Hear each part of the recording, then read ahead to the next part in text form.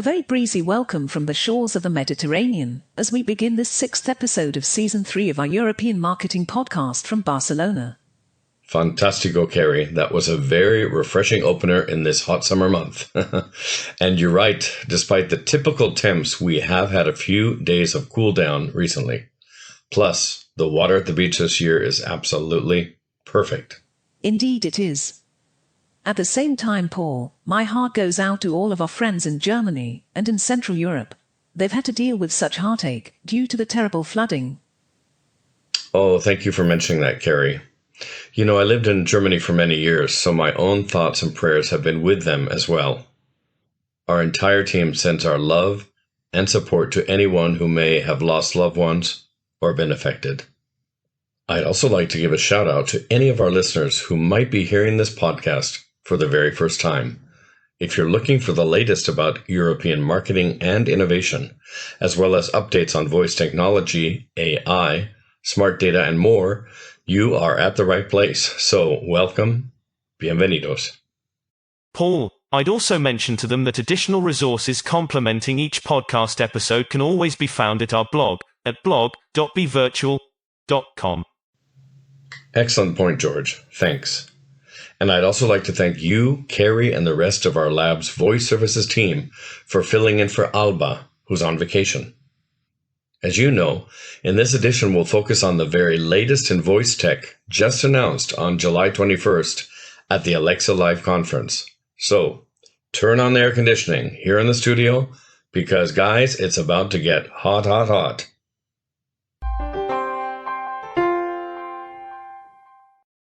The following content is brought to you by Derby Hotels Collection, European luxury hotels. Enjoy a special 10% discount in London, Barcelona and Madrid with the code BVAlexa at derbyhotels.com.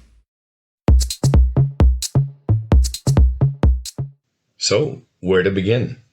I understand that Amazon announced more than 50 innovations in Seattle last week.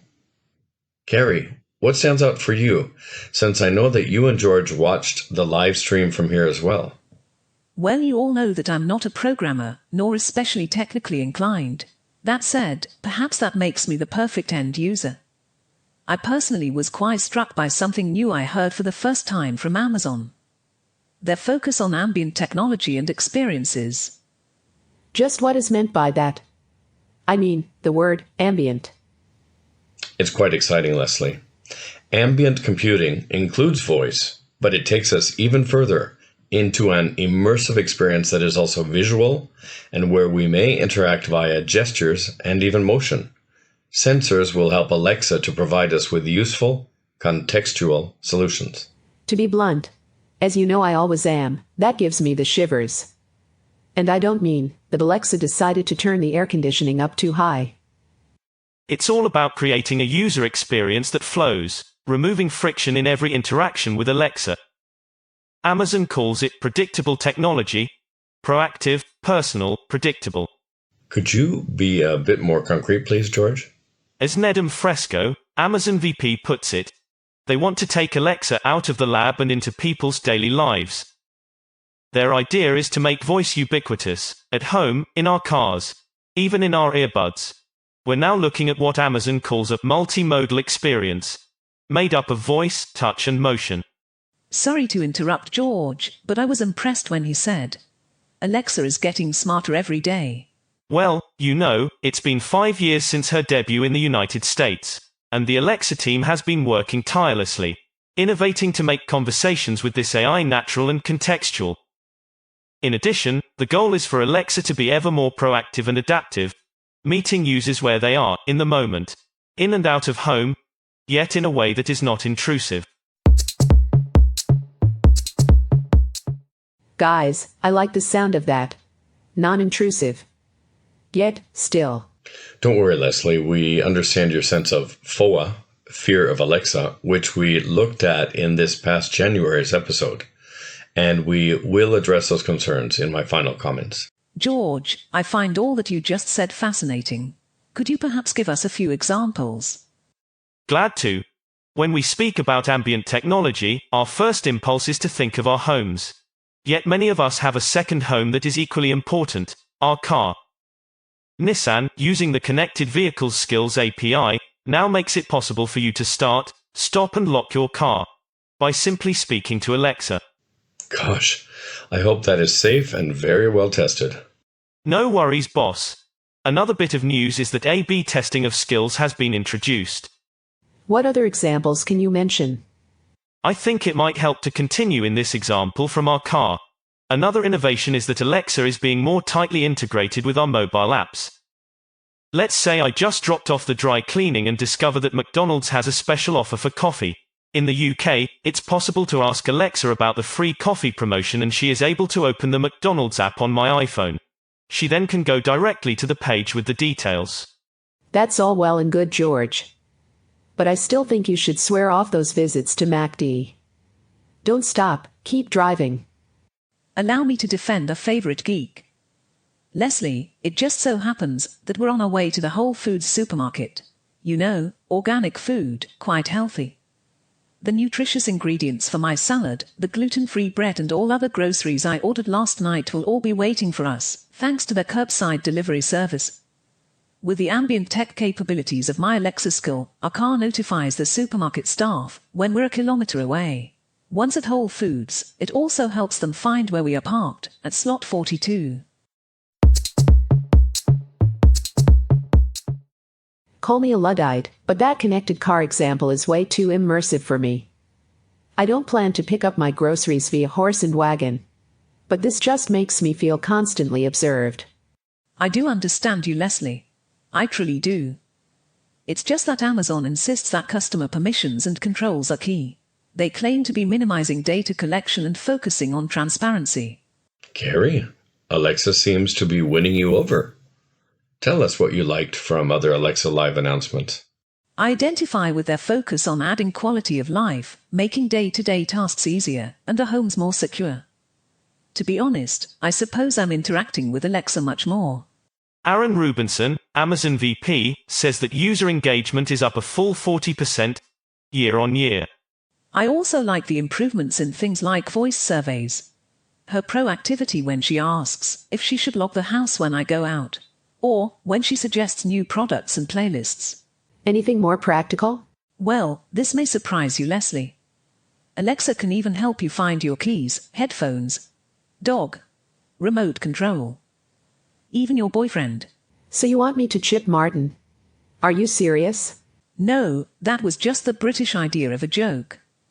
There's a skill called Find My Blank that uses sensors called tiles. These are little tags you can add to objects. Last year, Alexa helped find over 6 million lost items this way.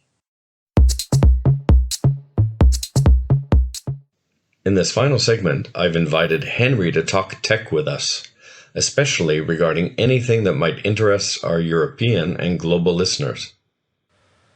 Well, one thing that surprised me is to see the boom in the use of the Echo Show devices. You know, the ones with screens. This is important because Amazon is now making the screens more useful for marketers. Domino's Pizza will take your order by voice, but the screens also allow them to show a new family promo with glanceable info.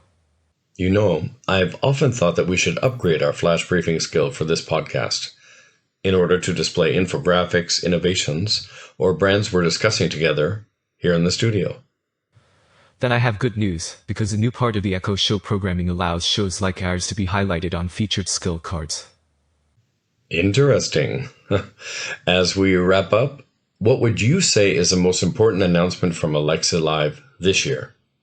Henry, how about the voice commerce improvements? Yeah, totally. 2 things. It will now be possible to insert purchases inside of a skill in a multimodal way. For example, a yoga skill might include suggestions for certain mats or products that also appear on screen in Echo Show devices. With a simple yes, those products can be ordered and shipped. And then, the user can just continue with the skill or program. Perfect. I've just started yoga. I'll need to try that. And your second news bite. Amazon is making it easier for companies to create their own customizable voice assistants based on the Amazon Voice Services platform. This is being done already by famous car brands, as well as companies like Garmin and Verizon. Any one of our European listeners, or even in Tokyo, should know that Amazon voice services are now being expanded to Spanish, French, Italian, and Japanese in the near term. A very well-focused summary, Henry. Thank you very much.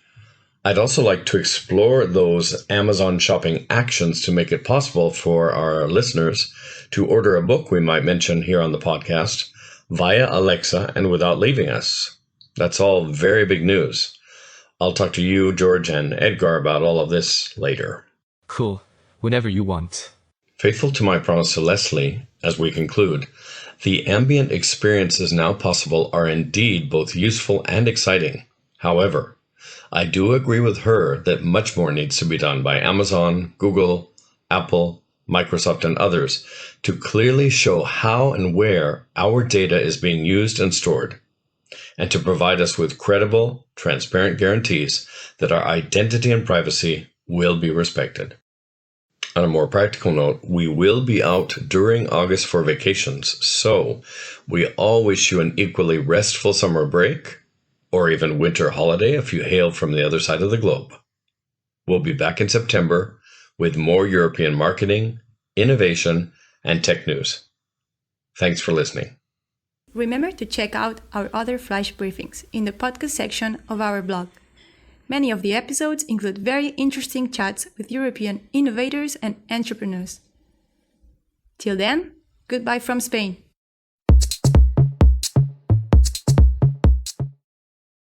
This flash briefing is brought to you by Barcelona Virtual, a European internet pioneer. To visit us, type the letter B together with virtual.com. That's bvirtual.com.